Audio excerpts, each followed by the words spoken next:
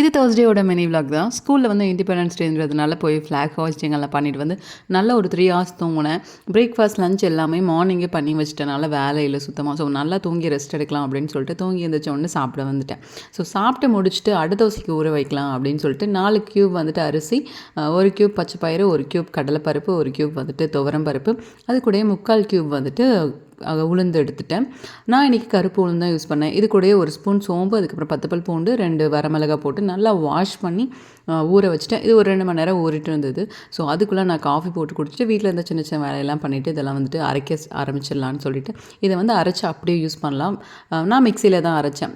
So தேவைக்கு ஏற்ற மாதிரி கொஞ்சமாக மாவு எடுத்துகிட்டு அதில் மஞ்சள் தூள், உப்பு, அதுக்கப்புறம் நான் கருவேப்பிலை ஆட் பண்ணிட்டேன். நீங்கள் வேணும்னா நீங்கள் வெங்காயம் அது கூடயே தேங்காய் எல்லாமே ஆட் பண்ணலாம். ஏன்னா அச்சுக்கு வந்து வெங்காயம்லாம் ஆட் பண்ண பிடிக்காது. ஸோ அதனால நான் ப்ளைனாகவே ஊற்றிட்டேன். கண்டிப்பாக ட்ரை பண்ணி பாருங்கள், ரொம்ப சூப்பராக இருக்கும். அதை விட சுகர் வச்சு சாப்பிட்டா ரொம்ப சூப்பராக இருக்கும்.